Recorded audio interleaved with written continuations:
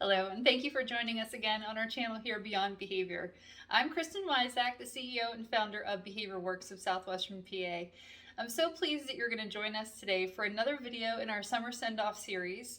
Today we're going to be talking about 5 easy tips to reduce autism meltdowns.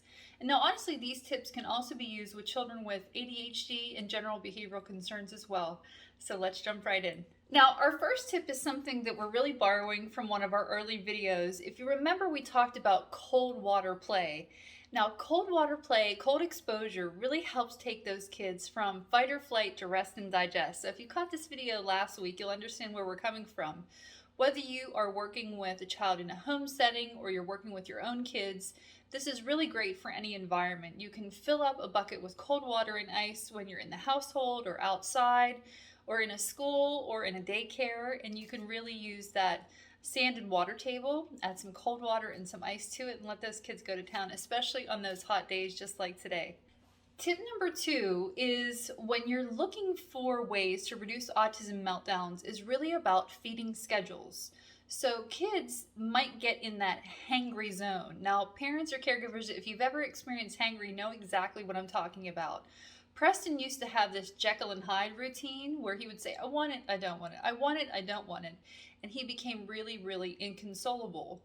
It so happens that when your sugar level changes, there's a hormone that's released in your body that both controls your hunger and your emotions, so it makes you more aggressive.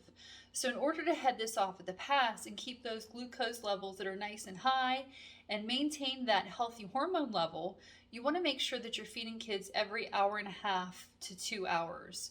So just setting a timer around those feeding schedules while you're looking into those long-term solutions on how you can get those meltdowns resolved, which we can help with as well. Our third tip is identifying what are called precursor behaviors. So a precursor behavior is what's the little behavior that comes right before that big behavior that tells us things are about to go down, right? So if a child, let's say that they're in their high chair and you're having a problem that they're throwing their food all over the floor, and that usually signifies when they're done.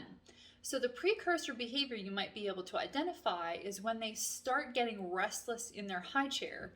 So for some kids, they might be signing all done, they might start picking off food one at a time and throwing it, or they're just not really engaged in eating that meal. So identifying those precursor behaviors is a really great opportunity, because then you as the parent or the caregiver can jump in and have that opportunity for language. Let's say you're teaching them sign language. They're able to functionally communicate now to say, yes, I am all done. And then you don't have to worry about cleaning up a mess afterwards. Our fourth tip is getting peer or sibling interaction.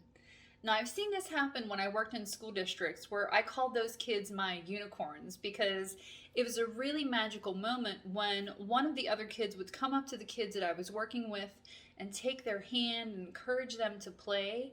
And so really using an opportunity to see if you can get that other child, that other peer engaged in that play to teach those pro-social skills, but to also show that child what they're going through isn't so bad. The fifth and final tip is around co-regulation. So co-regulation, let's say that your child is overwhelmed and excited, they're nervous, they're anxious, they're feeling all the feelings.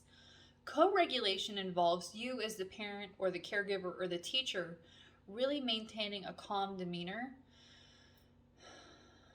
taking some deep breaths to calm you, because when you're in a situation with a kiddo, that can be really, really intense, especially if they're having a behavioral issue. So looking at what your body is doing, how your body is responding, but how can you get it to a state where you want that child to be as well? So if they're nervous and anxious, but you want them to be nice and calm, you have to maintain that calm demeanor as well. So one of the tips you can do is just some deep breathing to help you get in a state that you're nice and calm. So